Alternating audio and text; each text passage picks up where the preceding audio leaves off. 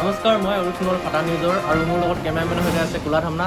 আজি অসমৰ উত্তীৰ্ণ হোৱা ছাত্ৰগৰাকীৰ ঘৰত আমি উপস্থিত আছোঁ, সুভান্ত গগৈৰ ঘৰত। আহক সিহঁতৰ ঘৰত প্ৰৱেশ কৰোঁ, আমি ইণ্টাৰভিউ এটা লওঁ।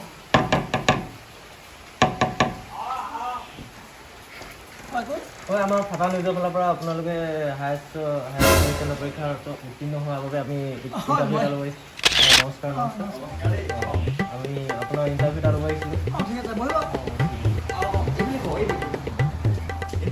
আমাৰ ফাটা নিউজৰ ফালৰ পৰা সুভান্ত গগৈক এখন ফুলাম গামোচা আৰু শৰাই সম্বোধন জনোৱা হৈছে। আমাৰ পৰাগ গগৈয়ে জনাব। এইফালে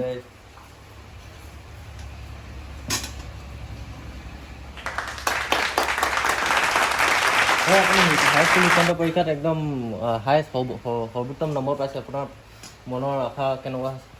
হয়, পোনপ্ৰথমে মই নিউজটোৰ নাম কি আছিলে? ফাটা নিউজ। ফাটা নিউজক মই পোনপ্ৰথমে ধন্যবাদ দিছোঁ।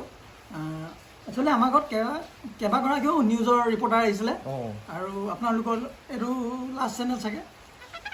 পোনপ্ৰথমে মই ধন্যবাদ দিছোঁ আৰু আশা কৰোঁ মই নেক্সট হায়াৰ ছেকেণ্ডেৰী আৰু ইয়াতকৈ ভাল কৰিব বিচাৰোঁ। আপুনি কিমান পাৰ্চেণ্ট পাইছিলে? মই 99.9%। আৰু মই লগতে আৰু এটা কথা জনাব বিচাৰোঁ, মই যোৱা 5 বাৰ মেট্ৰিক বেয়া কৰিছোঁ। এবাৰলৈকে মোৰ 6 বাৰ আছে, এবাৰ মোৰ ভাল আছে। মই আশা কৰিছিলোঁ ইয়াতকৈও ভাল ৰিজাল্ট হ'ব বুলি, কিন্তু খুবেই দুখিত ইয়াতকৈ ভাল ৰিজাল্ট নহ'ল। তাৰ বাবে ধন্যবাদ।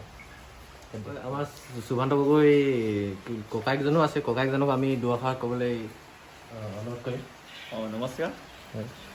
কিনো ক'ম, এইবাৰ সভা হ'ল, সভাত পাছ কৰিছে, ভাল লাগিছে, অতিকৈ বহুত মনটো আনন্দ লাগিছে।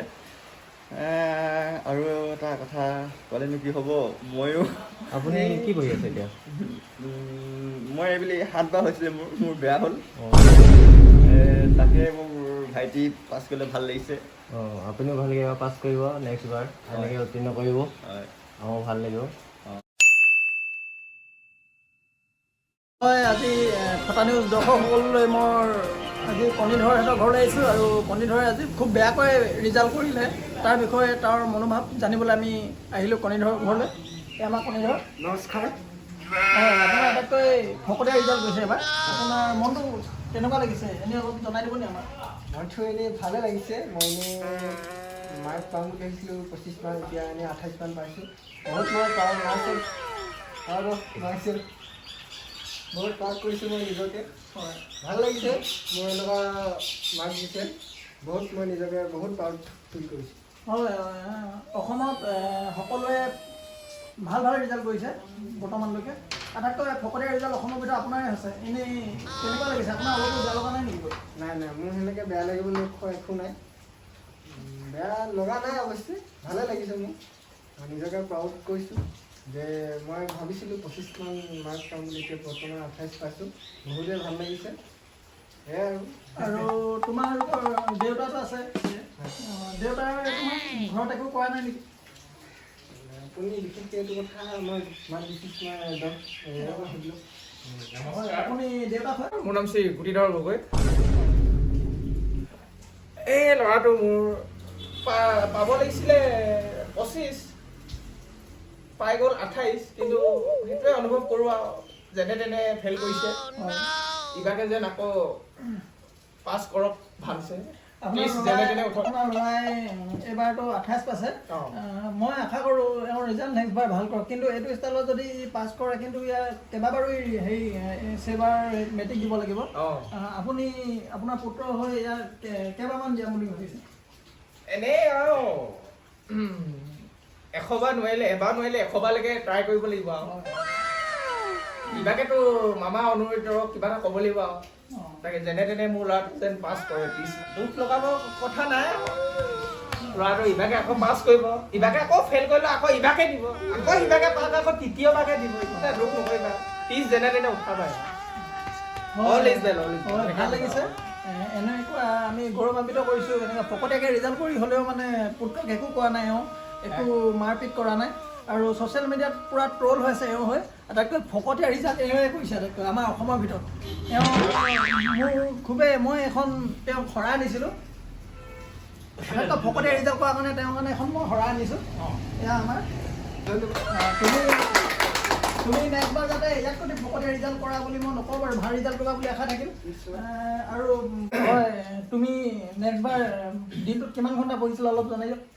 নেক্সট বাৰ পঢ়িছিলোঁ, ভালকৈ পঢ়িছিলোঁ।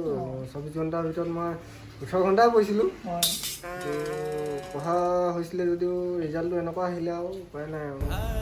এইফালে আমাৰ কণীধৰৰ ঘৰলৈ আহিছিলোঁ আমি। তেওঁ 18 ঘণ্টা পঢ়ি এটা ছাবজেক্টত ইংলিছত পাইছে সি 18 ঘণ্টা পঢ়িছিলে। আমাৰ আটাইতকৈ ভকতীয়া অসমৰ ভিতৰত ভকতীয়া ৰিজাল্ট কৰিছে। 18 ঘণ্টা পঢ়ি আৰু 3-4 পাইছে। আৰু নেক্সট তুমি কিমান ঘণ্টা পঢ়িম বুলি ভাবিছা? নেক্সট নিশ্চয় মই বেছি ট্ৰাই কৰিম পঢ়িবলৈ।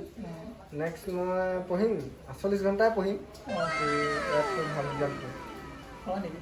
আৰু তুমি যদি 48 ঘণ্টা পঢ়া, তাৰে মাজত তুমি ভাত পানী খোৱা এটা সময় লাগিব, লেট্ৰিন চেট্ৰিন কৰিবলৈও তোমাক এটা সময় লাগিব। তোমাৰ সেইখিনিৰ মাজত তুমি কেনেকৈ মিলাবা তোমাৰ সময়টো? হয়, মই যিহেতু এইবাৰ মই ফেইল কৰিছোঁ, অহাবাৰলৈ মই বেছি হাৰ্ড ৱৰ্ক কৰিব লাগিব। নিশ্চয় মই ভাত খাওঁতেও মই কিতাপখন লৈ যাব লাগিব, হাগিবলৈও কিতাপখন লৈ যাব লাগিব। হয়, এনেকুৱা কৰি যদি এইবছৰকৈ ফেইল কৰোঁ আৰু আকৌ নেক্সট বাৰ ট্ৰাই কৰিব লাগিব। আপুনি যেনেদৰে পঢ়ি আছে আৰু নেক্সট বাৰ আপোনাৰ ইয়াতকৈ ভাল ৰিজাল্ট আহিব বুলি ভাবে নে ভকতীয়া ৰিজাল্ট আহিব বুলি ভাবে? নিশ্চয় মই নেক্সট বাৰ ভাল ৰিজাল্ট আহিব বুলিয়ে মই নিজকে ভাবোঁ। বিশেষকৈ মই মামাক অনুৰোধ জনাইছোঁ যে মোৰ নেক্সট ৰিজাল্টটো ভাল কৰি দিয়ক। আৰু এইবাৰতো লকডাউন দেখি এনেকৈ পাছ কৰাই দিয়া হৈছে, কিন্তু নেক্সট বাৰলৈতো এনেকৈ পাছ কৰাই নিদিব। আপুনিতো ডাইৰেক্ট এক্সাম দিব লাগিব। এইবাৰতো এক্সাম হোৱা নাই।